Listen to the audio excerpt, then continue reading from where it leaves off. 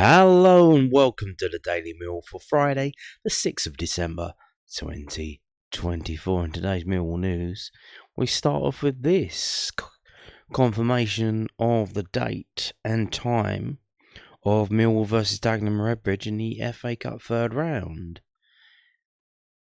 And the reason why that's leading today's video as the first story is because they've moved it to Monday night. Mill's Emirates FA Cup third round tie against Dagenham and Redbridge will take place at the Den on Monday the 13th of January 2025. The fixture will kick off at 7:30pm. It's not 7:45, 7:30pm, and will be broadcast live on ITV4.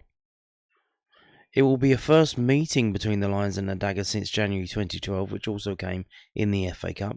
Kenny Jackett's side winning a third round replay 5-0 in SC16. Following a goalless draw in East London. Ticket selling details for the match will be confirmed as soon as possible. Keep an eye on millwallfc.co.uk for further details. Not unexpected in a way. I've seen on various forums online, not on the Millwall forums, but on football forums and basically TV forums, people like speculating on the draw, like, oh, well, I wonder what game's going to be on TV then. And apparently, so obviously the slots are all decided, like there's a Friday night, there's a Saturday morning, etc., and there's a Monday night. And apparently there are Premier League games in the midweek after this weekend. So I think Wednesday, Thursday, you know the thing they do on Amazon where they got games on Wednesday, Thursday, and maybe even Tuesday. So it would not be possible to put a tie involving a Premier League team on Monday the night. So some people were speculating, well, if that's the case, what game do you think they're going to pick? And quite a few people said, well, it's probably going to be Millwall versus Dagenham and Redbridge. And here we go. Monday night football. When was the last time we played on Monday night? Is it all the way back in the Setanta Sport days? Thursday games and Monday night games? Funny old business that was, wasn't it? Setanta Sports. So yeah, here we go. Monday night football. I wonder, does that help or hurt the attendance? I imagine it's gonna probably hurt it, really, like Monday the 13th of January.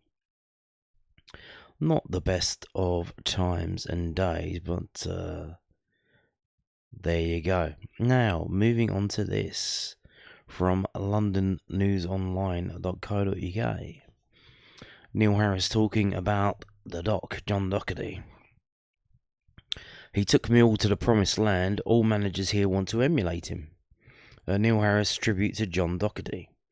Neil Harris has played tribute to former Millwall manager John Doherty. The Lions announced that they would be holding a minute's applause and sporting black armbands for Saturday's home game against Coventry as a show of respect to the 84-year-old who has passed away. Glaswegian Doherty is the only boss of the South London club to win promotion to the top tier of English football. So far, achieving the feat in the 87-88 season. Oh, what a legend of a football club, said current manager Neil Harris.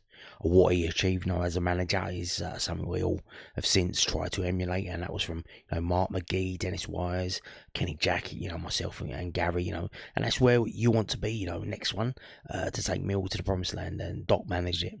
And I'm very fortunate to have met the Doc, what a good guy. He just oozed class, and I'm so sad he's gone, but his memory will live on for a long time and will drive Millwall players and managers on to achieve what he did. Just to get up to that top division, what an achievement for Millwall Football Club. And he achieved it with a group and got a group of players together that were maybe a little bit unfancied or rough around the edges. And so many went on to so-called big clubs and played at the top level for a period of time. Huge credit to him and that team. The current players have been left, in no uncertain terms, knowing what they have achieved at this football club. Indeed. I mean, it's something on your CV that singles you out as quite it's quite unique. You are the only one. You are the manager that took the club up, and and there are others who are trying to do it, and some have come close, and they haven't. And you would imagine it's getting harder and harder now, with all the money involved, the parachute payments that everyone's complaining about, and there is a bit of a thought that once Mill do get into the Premier League, that's probably going to be the end of the Premier League as we know it, really.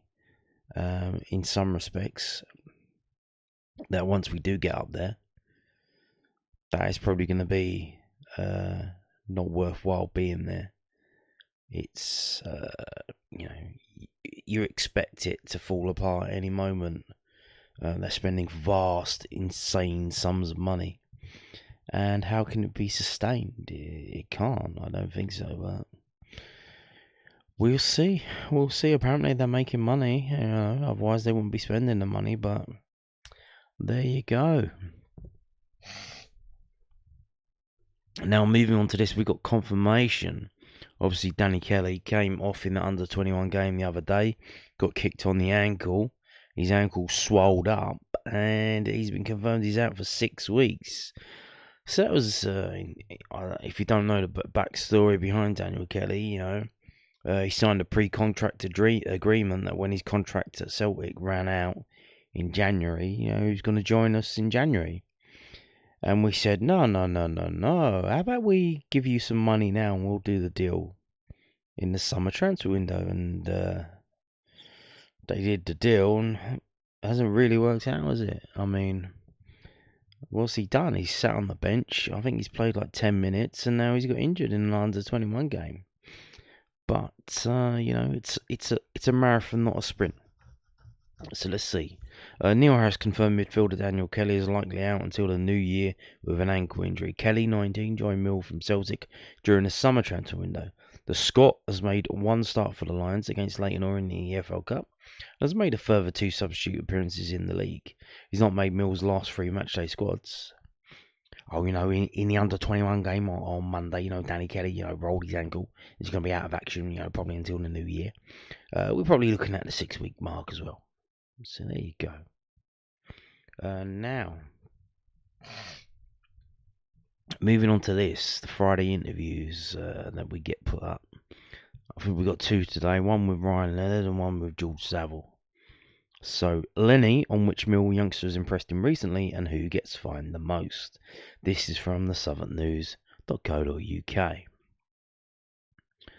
Mill defender Ryan Leonard praised Femi Aziz for his recent performances, describing his form as brilliant. Aziz joined the Lions from Reading over the summer and has become an integral part of Mill head coach Neil Harris's side. The 23-year-old has started 4 of the Lions' last 7 fixtures, scoring 1 goal and assisting a further 2. Aziz is one of several young players who have joined Mill permanently. Pardon me. In the past year, including Mihailo Ivanovic, Daniel Kelly and Adam Meyer. Leonard told the News at Den he enjoyed helping new additions to the squad get settled. It's been really enjoyable, actually. It's been something that we've tried to take on ourselves. We've got a mixed squad of really young players, and we've got quite a few senior players that have obviously been here for a while and know the league quite well. So it's been something where we just tried helping them in training, talk them through certain things. Obviously, playing at the Den is a fun thing to do as well. As an away player coming to the Den, it's not easy, but as a home player, it's somewhere you can really thrive. I think a few of the boys have really come into their own, the last few weeks. I think Femi's been brilliant. I think he's really started to show what he can really do, especially the last 3 or 4 weeks. He's come in and he's been excellent. So I think there's a big onus on him at the moment, and he's been doing really well. It's obviously built up a lot of confidence, and it can only be good for all the other young players in the squad to see that and to think, right, it's a long season, we'll get our chance, and we'll take it when we can.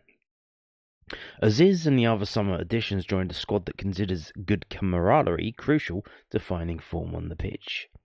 The gaffer's big on team spirit and togetherness. I think the players he signs are players that we already have at the club. We're massive on that. We're quite big into team building, team events. We're big on fines, which helps the team aspect of it. We always have a laugh every day. We work hard, but we have fun and we enjoy it as well. Obviously, it's a serious business. Everyone wants to do well and everyone wants to win. You kind of have to have fun at work as well, no matter what you do. So I think for us, team spirit and team bonding is a huge part of our attributes. And I don't get fined very often, leaving your flip flops out or leaving your boots out is a big one, or jumpers on the training ground is a big problem. A few boys get fined more than others, but I'm not too bad. I'm good. Bradders is a nightmare getting fined by leaving his coffee cups out. We don't have many lates. We're quite good on lates. I think the gaffer's a big sticker on lates, and Hutchie as captain really drives the standard of the team. It's positive for us as a group. It really helps us in aspect of games. So there you go. So not only can Tom Bradshaw not play at the Championship standard anymore, he keeps leaving his bloody coffee cups out. Typical, eh? Now this is from the other side, londonnewsonline.co.uk, the South London Press, and it's George Saville interview. Mill midfielder George Saville on ban risk, being at Chelsea when Frank Lampard was a kingpin and pulling the power of the Championship. George Saville will be treading a disciplinary tightrope in tomorrow's home game against Coventry City, but the Mill midfielder won't allow that to stop him going full throttle. The experienced midfielder 31 picked up his fourth caution of the season in Saturday's 1-1 draw at Oxford United, but if Saville can keep his nose clean in the fixtures against the Sky Blues and Wednesday's SE16 encounter against Sheffield United, then they will have reached a cut-off point for 5 bookings, landing a one-match suspension. Millwall are already stretched with Japhet Tanganga out after collecting his 5th caution in last weekend's game, while Sean Hutchinson, Josh Coburn and Jake Cooper are sidelined with injuries. Saville has been a key component of the Lions side, even more so since the return of Neil Harris as head coach in February. Let's start at 16 of their 17 Championship matches. Oh, when the game starts, you don't really think about that, said Saville, who made his 350th Champions appearance when he featured at Oxford when asked about his ban risk. I am thinking about it now, but once a match kicks off, you're just trying to do well in it and win it. We've got a couple of centre-halves out and Joss as well. It's not ideal. You need your senior players back fit, but it's an opportunity for players to come in and play well. Those injury blows happen in every squad. It's about us being positive and looking forward. We're 9 unbeaten. We're in the top half of the table in December and this season in particular. We have played some good stuff. We've had more good performances than bad, that's for sure. We're in a great position, could be in a better position, yeah, of course. There are games we feel we could have won, but that's maybe saying well done to us as a group because of how well we've been playing. We're back to what we're good at when it comes to the den. We took 7 points from 9 against the top 3 teams. Bar Sheffield United, who are doing the best this season. The fans have been terrific there. We want to keep that going. Mill will have the chance to stretch their unbeaten run at home to 7 matches if they get a positive result against Coventry, who appointed former Chelsea and Everton manager Frank Lampard as head coach last week. His high-profile playing career would have made him a target for the home support, even without the fact that he played for West Ham United, before a trophy-laden spell with the Blues, which included 3 Premier League titles, 4 FA Cups, and the Champions League. Ooh. There is extra spice with Lampard bringing in Joe Edwards, who lasted just 19 games in the Millwall hot seat last season, as part of the coaching team. Saville was a youngster on Chelsea's books when Lampard was starring and excelling in the first team. I was probably the best player I did look up to in terms of position, said Saville, who was on Reading's books before joining Chelsea in 2004. I've not got a bad word to say about Lampard, on and off the pitch. He was the ultimate professional in the way he went about his business, and that's why he won so much. He was a nice bloke. I got to an age where I had quite a lot of training time with him, and he was what you would expect in terms of how he carried himself. So does the fact that Lampard and former England captain Wayne Rooney are both managing in England's second tier underline the pulling power of the Championship? No, I'm going to say, but let's see what Saville says. It's just getting bigger and bigger, said Saville. The standards are getting higher and it's more competitive than ever. There is more TV coverage now. We seem to be on there every midweek. I've got my nan texting me all the time saying I'm on it. And they never had that before. You had the red button on Sky Sports, but now you have that actual commentary and other stuff. It's great, everyone is just realising how good the Championship is. Mill's match at Oxford was pushed forward to a 12:30 kickoff due to it being available to watch. The Lions led 1-0 through Tanganga's header until a rocket from Tyler Goodrum drew the Hughes level in the closing stages. We dominated the first half, said Saville. We got the goal we deserved, and in the second half, the longer you lead 1-0, you're putting yourself in danger a little bit because it takes just one goal and they're back in it. We needed the second goal, to be honest. The lads hit a good strike from the edge of the box. We could have tried to get up to him, but it was just in a position where we hit the ball into the top corner, and there are loads of things we could have done. You could break the whole thing down, moments where you could do this or you could do that. But sometimes when it goes in from 25 yards, you just have to say he's caught it really well, and well done to him. Saville had a first as a player last Wednesday when Mill's match at Portsmouth was postponed due to a power outage. A couple of years ago, we went up to Blackburn and that got called off an hour and a bit before kick-off due to the snow, said Saville. But I've never experienced being in the tunnel and ready to go. It's crazy, really. It was disappointing for everyone. We had to do a training session after the game and then get back. It wasn't ideal for anyone. So there you go. Story. Were you keeping count? Did you notice how many the mentions of the unbeaten run there were? Two. The reason why Frank Lampard and Wayne Rooney are managing in the Championship is because that's the highest level that they can get to. They can't get a Premier League job. There are only 20 Premier League teams. It's very competitive, and they have the money and the resources to sign basically any person in the world. So why would they pick an English coach? And why would they pick Frank Lampard and Wayne Rooney, especially with their track records, which aren't very good? So that's why they're in the Championship. Should they be in the Championship? Maybe they should be even lower, you would imagine, But it is what it is, and it's the same with the players.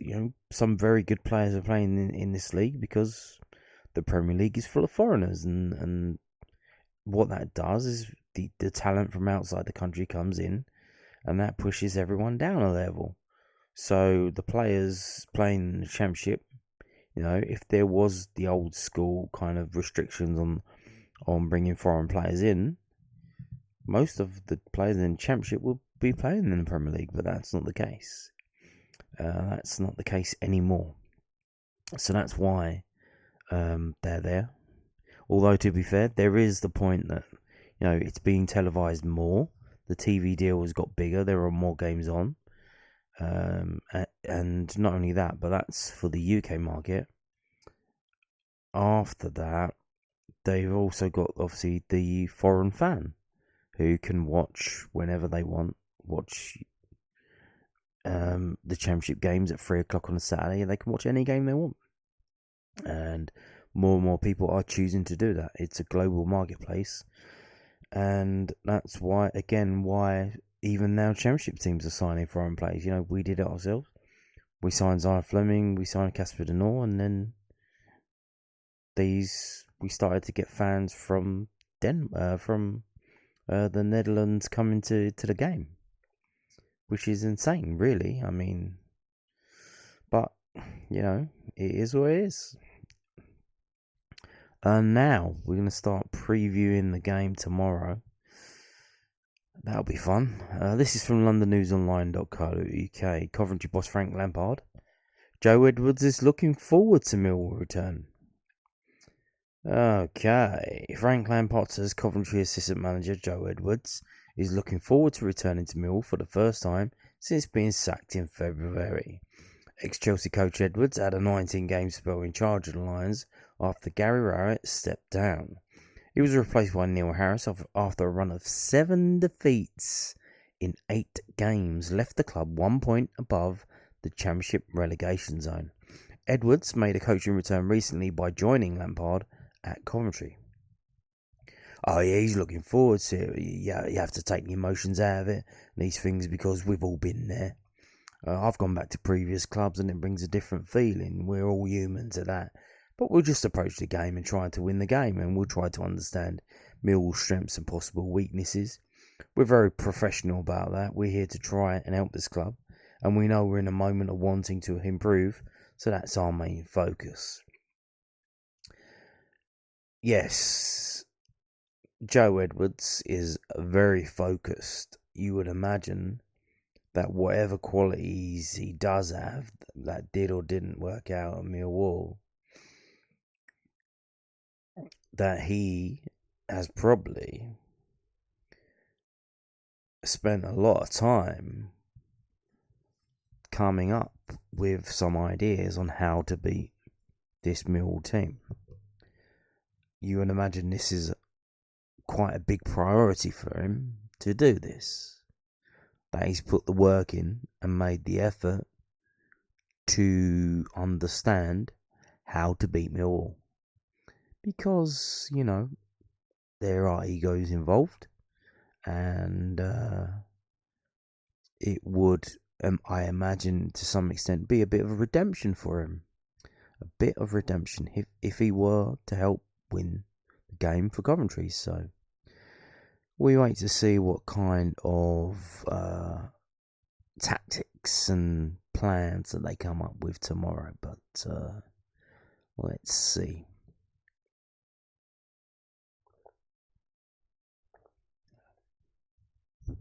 Now, moving on to this. This is the Millwall message board from millwallfc.co.uk, the club's official website. 2 messages today. Happy 72nd birthday to Paul Roberts. That's him on the right hand side, alongside Neil Harris. Looks like it was taken out in Spain pre-season. Am I right or am I right? Now, happy 51st birthday to Mustafa Deveji. And there he is there. So there you go. And if you want to be featured in a future Mill message board for a home game, just email slo@millwallfc.co.uk. I believe it's free, so there's nothing to pay. So there you go. Now, let's have a look at the table as it stands. I don't know if you've noticed, but it's quite windy and rainy outside if you're in the UK at the moment.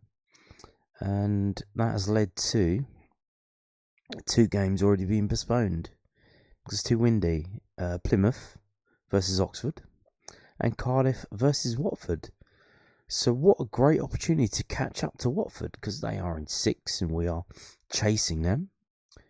They are, possession is 9/10 of the law. They are in possession of that final playoff space, and we want to get it. We want to get it as soon as possible and stay in there and make sure we stay there until the end of the season after that final game, the 46th game. So, with them not playing, it gives us everyone a chance to catch up. Now, there is a 2-point gap between Watford and West Brom and Blackburn, and then there's a 3-point gap from Blackburn to Norwich, us, Bristol City and Sheffield Wednesday. We, however, do have a game in hand. So even though we might not catch up to Watford with a win tomorrow, it would still give us a chance. It would give us a chance.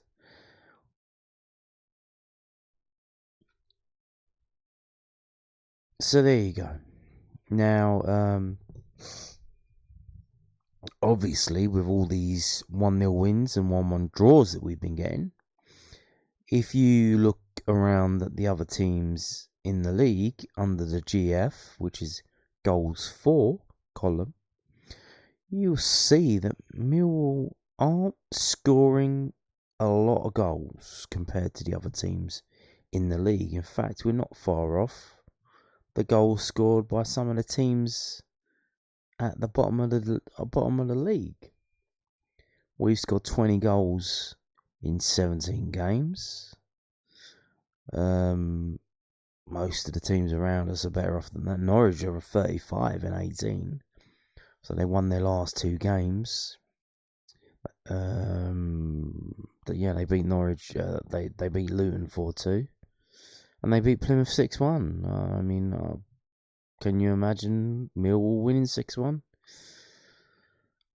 That would be insane. But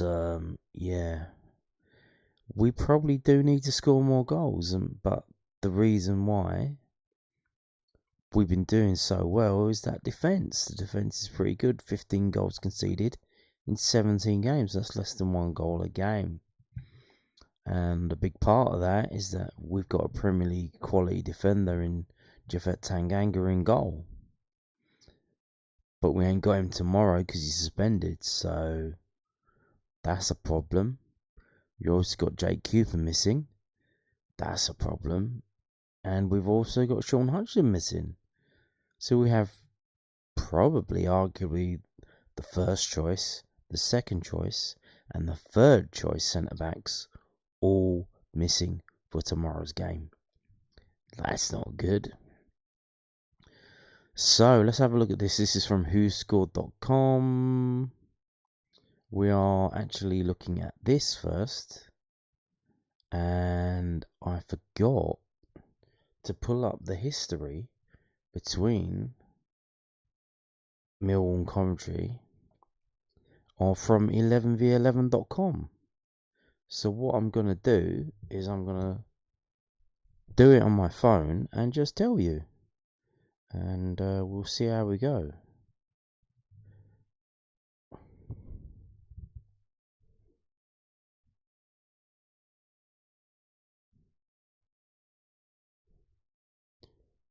So, yeah.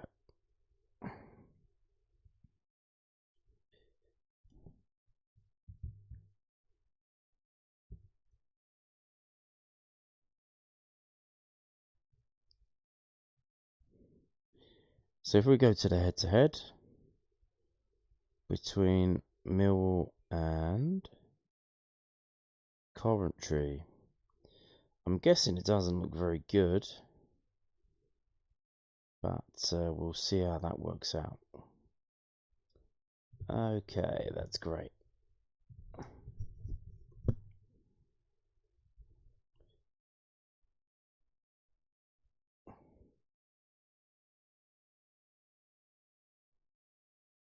Right, so it's 4 games between Millwall and Coventry. We have, for games at the Den, there have been some crazy results in this game over the years. Some absolute crazy results. It starts out all the way in 1908. In fact, Coventry seem to be, this is in the Southern League, one of the teams that we've played the most in our history, really. And I believe that this is still a record in terms of our biggest ever win was 9-1. A 9-1 win in November 1927 against Coventry City, which was a funny old season, 1927. I think it was 27-28 season, because they changed the offside rule. And some teams, picked up on that and started scoring insane amount of goals. And I think that kind of helped, propel football forward into what it became later on. In fact, looking through, we haven't lost that many times at home to Coventry, actually. February 1935, November 1946, September 1953, 1955 on Boxing Day, and then we have to go all the way to 2015. 2015, we lose 4-0. And then, so after that game, we have a draw, and then after that, a loss, and another draw. So 4 games without a win at home to Coventry in 2015, 2016, 2021, in January and September 2021. Then we beat them in August 2022, 3-2. So first time we beat them in 5 games. And last season, almost nearly exactly a year ago, 25th of November, we lose 3-0. So that's the results from 11v11.com. So let's have a look at whoscored.com. You can see the last 6 results here. And I've sorted it for Millwall home games versus Coventry. We've only won 1. We've drawn 2 and we've lost 3. So this is a game we struggled to win quite recently. The only win being when they had a player sent off in August 2022. Obviously, this is an insane stat, but over those 6 games, we've scored 6 goals, they've scored 13. We've had 16 yellow cards, they've had 8. And both teams have had 1 player sent off. Although they had a player sent off and lost the game, we had a player sent off and lost the game as well. So there you go. Now, the table as it stands right now, we are 10th. They are 16th. Obviously, most of this is under the old manager. I believe Frank Lampard's only been in charge for, is it 1 game? Maybe 2? Maybe this is his 2nd game. So, you can see they haven't won in 5 games. They've got 2 defeats and 3 draws in 5 games. And in the 6 games, we've drawn our last 3 in a row. Stoke, Sunderland, Oxford. All 1-1. Because, of course, we can't score more than 1 goal. It's impossible. And as you can see, we've, again, like I said before, we've scored 20 goals in 17. They've scored 24 in 18. But they have conceded goals. They've conceded 27 in 18, which is probably why they're 16th in the table and struggling to get results. Even in their last game, at home to Cardiff, I believe they had to come back and they sneaked that 2-2 draw. Cardiff are at the bottom of the table. I think they're there or thereabouts in a relegation places, so that's not a good result, really. Well, it's better than losing, but... So let's have a look at the home table. We're 7th in the home table. It's won 5, drawn 2, lost 2. Only conceded 7 goals in 9 games. Not bad. For the away side, for Coventry, much like us, pretty similar really in terms of their away forms, much like us. They've only won 1 away game. They've drawn 4 and they lost 4. They've conceded 12 goals, scoring 8, and you can see that away win was when they beat Middlesbrough 3-0.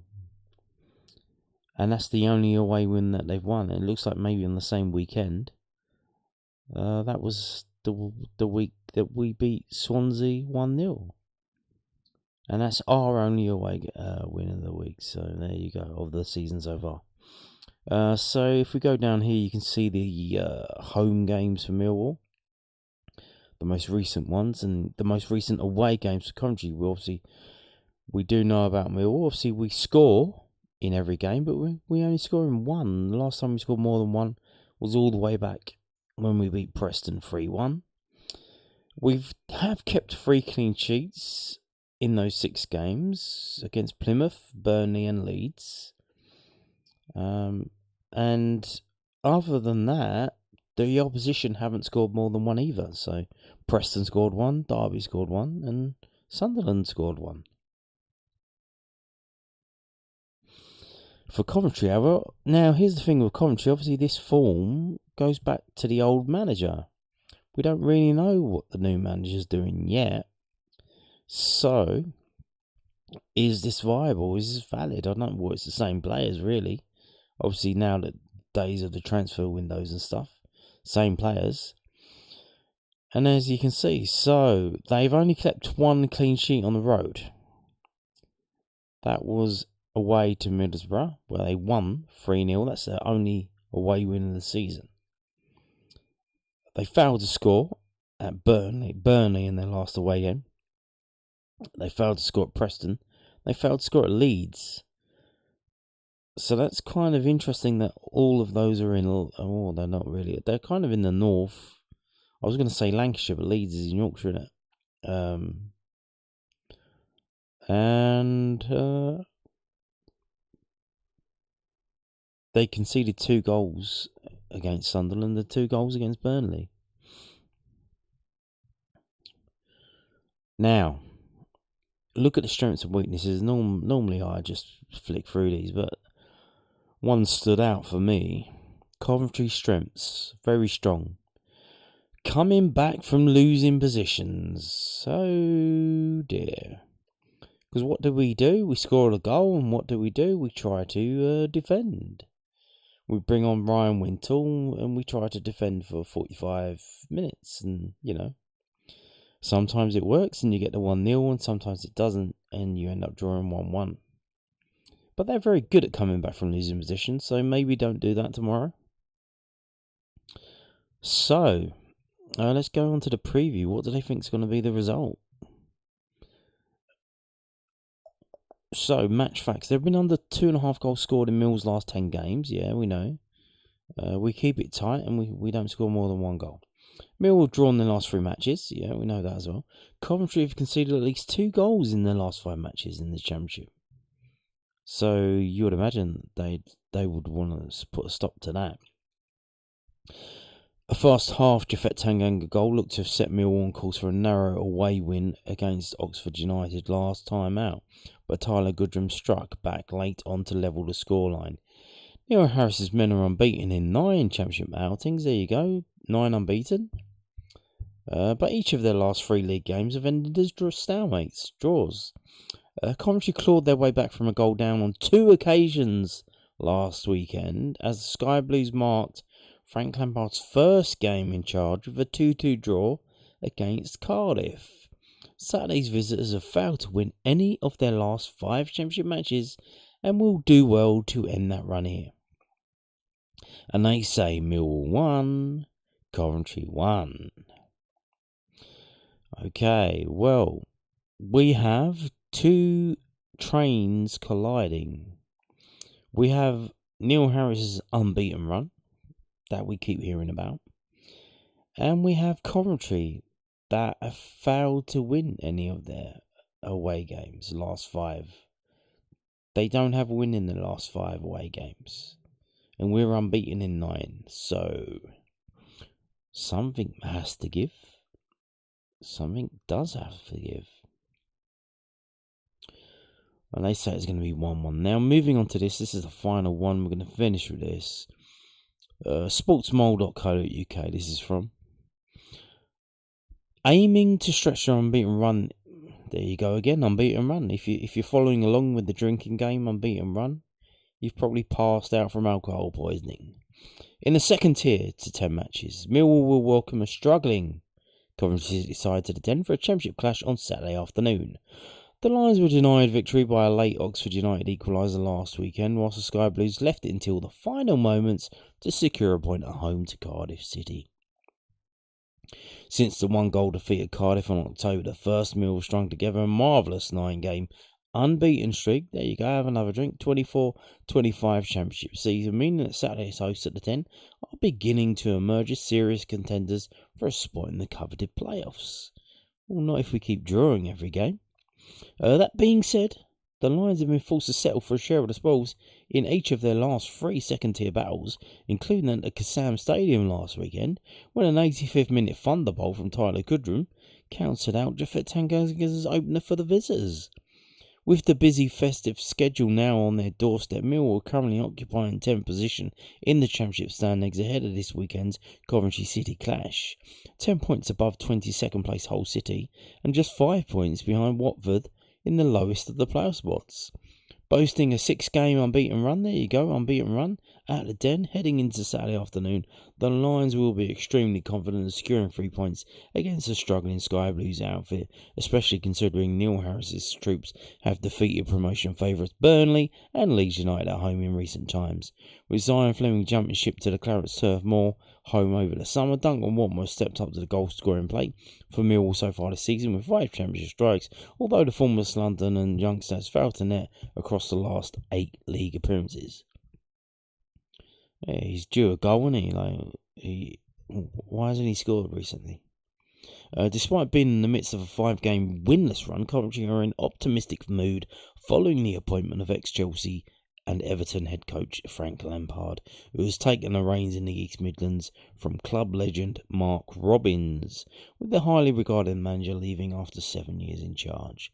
The 46-year-old guided his troops to share the spoils during his maiden match at the helm on November the 30th, when strikes from Ephraim Mason-Clark and substitute Victor Torp helped restore parity in the contest against Cardiff, who are also languishing near the bottom of the table. Looking for their first victory in the second tier since the Teesside trip to Middlesbrough on November the 2nd, Lampard's Coventry City are sitting in 16th spot in the Championship rankings, 3 points ahead of Hull in 22nd, and the Mammoth 12 points behind the top 6 spots. As is the case with the majority of sides in this division, Sky Blues have struggled on the road so far in 24-25, with Saturday's visits to the Den winning just one of their last 9 away Championship matches so far, suffering a 2-0 defeat at Scott Parker's Burnley most recently. Despite signing a number of attacking stars over the summer, such as Norman Bassett and Jack Rodoni, Coventry have been highly reliant on the abilities of Adji Wright for magical moments this term, with the American marksman bagging 7 goals, 5 more than any of his teammates. After picking up a harsh yellow card during the early stages of the match at Oxford, Mill defender Tanganga will miss Saturday's game due to suspension. The Lions also suffered a major injury blow at the Kassam Stadium, with Middlesbrough loanee Josh Coburn set to be sidelined for 2 months because of a foot injury. Without the services of the 21-year-old, the hosts are likely to turn towards Tom Bradshaw. Oh my God, who has been limited to just 5 championship starts to date across 24-25. Whilst Coventry City goalkeeper Ben Wilson battles back from a knee injury, Bradley Collins and Oliver Dovin will continue fight for the first choice status in between the sticks. The Sky Blues are unable to call upon the talents of leading goal scorer Wright, who's expected back at some point this month from a leg issue. So there you go. So their top scorer is out, which is good. But we have Tom Bradshaw, which is bad. So, comme ci, comme ça. And we say, Millwall 1, Coventry City 0. Despite a number of suspension issues impacting their backline, Mill should be confident of recording another solid success at the Den this weekend. Coventry will have benefited massively from a clear out on the training ground with new boss Lampard, but we still believe that the Sky Blues will suffer a narrow defeat in the capital. I can categorically tell you we will not be keeping the clean sheet tomorrow. Absolutely no way, not at all. We are missing our first free choice centre-backs. It's not happening. Not at all. In fact, what happened at the start of the season when Jafet Tanganga was suspended for those 3 games because of the red card in the final game of last season, we had some crazy games. We had the Luton game, Watford game, it was 3-2 defeat. We had the Bristol City game, 4-3 defeat. Some crazy games. Absolutely crazy games. And we might get the same here again. The weather's going to be awful, so I think we might have another crazy game. Because who's playing for Millwall? If Tom Bradshaw plays, how are we going to score? How are we going to score?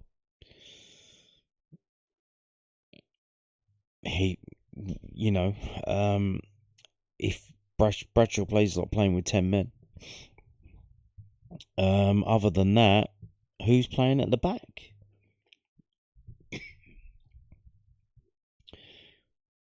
You would imagine that it's going to be Murray, Wallace and Harding, and then Leonard and Bryan stays in. But then what do you do?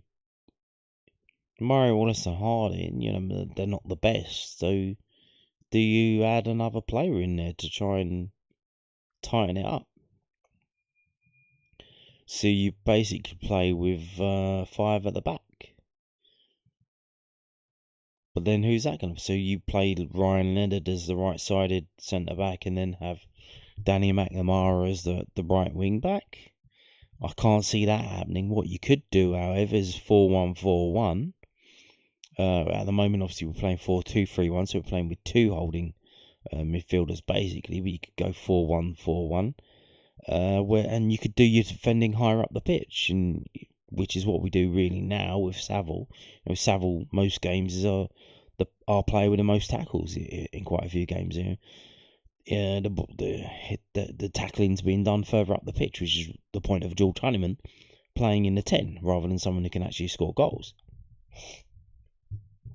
So what we could have, like I said, is 4-1-4-1, and you have someone sitting just in front of the centre backs to help them out with that defensive stuff. So, or you could say, I guess you could say, not really 4-1-4-1 because you're not having a flat 4, but you're not doing 4-2-3-1. It's basically 4-1-2-2-1, I guess.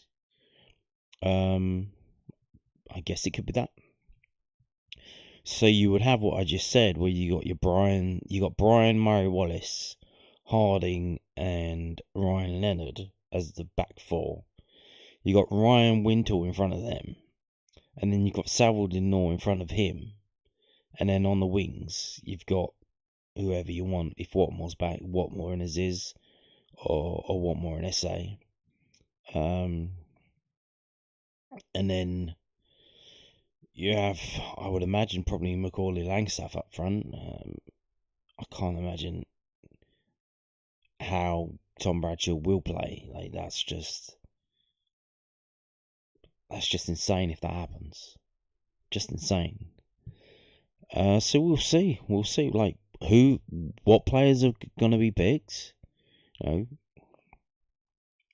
through trying to replace the players that are injured and suspended, but just selectively. Like, is Tom Bradshaw going to be selected? Which a lot of people don't understand. Obviously, the reaction in the video after that Oxford game, me and others, and I've been watching, other people have their say, and they don't seem to understand the problem. The problem isn't that we lost or we didn't win against Oxford. The result is the result, It's the fact of what happened. That's the issue.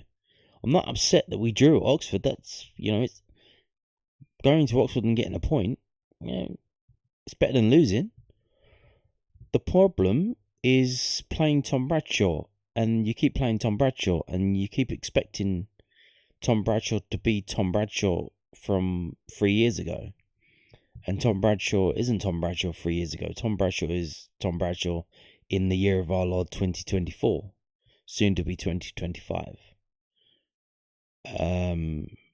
Whatever he was, he not is anymore. Capiche? He's gone. His legs have gone. And that was the only plus point he had, was chasing people down and getting after them, and then conversely running onto balls. If his legs have gone, why are you playing him? Now you can say, oh, he's just been out injured, he just needs to get fit again. You don't. That's not. He wasn't playing that well before he got injured. It's been on the slide. And he's a forward. The forwards, when they get old, they're the first ones to go on the slide. You can have a 34-year-old centre-back. He can do pretty well, actually.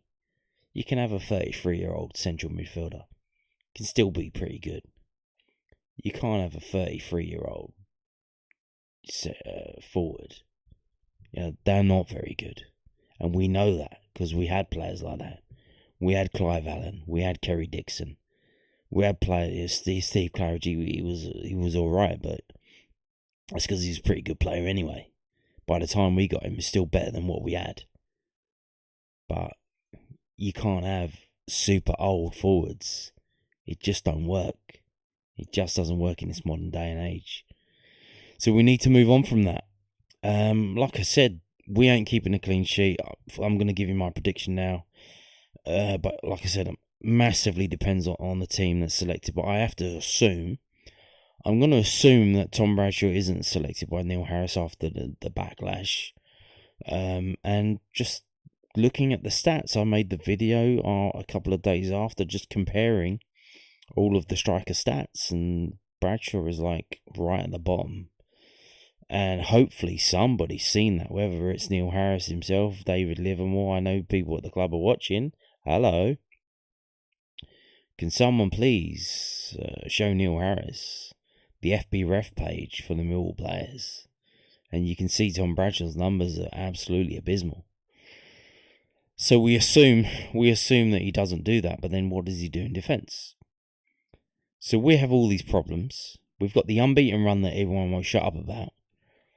And like I keep saying, like, the analogy is the roulette wheel. If you're in a casino and you're standing there at a roulette table thinking about placing a bet, and the roulette wheel goes around and the ball gets thrown in and it comes up red, and then red again, and then red again, and then red again. 9 times it's been red. On that 10th time, what are you going to put your money on? Are you going to go red again, or would you go black? Even though statistically, it's each spin is its own thing. They are not connected to the previous spin. That's not how that game works. But you're not going to put your money on red again, are you? You're going to put your money on black. And this unbeaten run needs to end at some point. And the fact that everybody keeps mentioning it all of the time, unbeaten run, unbeaten run, unbeaten run, I think the time has come for it to, if it's going to end, it's going to end tomorrow. Coventry got a new manager who managed to get a draw right at the death in his first game in charge. We've got an ex-Millwall manager coming back as an assistant, trying to help him out. We've got a tribute game to the late great John Docherty. And in the previous tribute games we had for John Berylson and Matija Sarkic, they didn't work out too well, did they? In terms of getting results.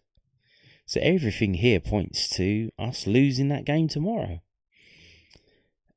And like I said, I think it's going to be a crazy game. It's going to be a crazy game. Much like it was at the start of the season when we didn't have Tanganga in the side. So in that case, you're probably looking at 3-2. So if you're going tomorrow, you could be seeing a few goals, probably Coventry goals, but to be honest, I can't even see us scoring 2 goals. So I think, mate, I'm probably looking at like 3-1 or 4-1. I'm going to go for that. I'm going to go Millwall 1, Coventry 4. Okay? Millwall 1, Coventry 4. Now remember, last season it was 3-0 to Coventry, so that's not out of order saying that. So I think it's going to be Millwall 1, Coventry 4. And on that note, thank you for watching, and goodbye.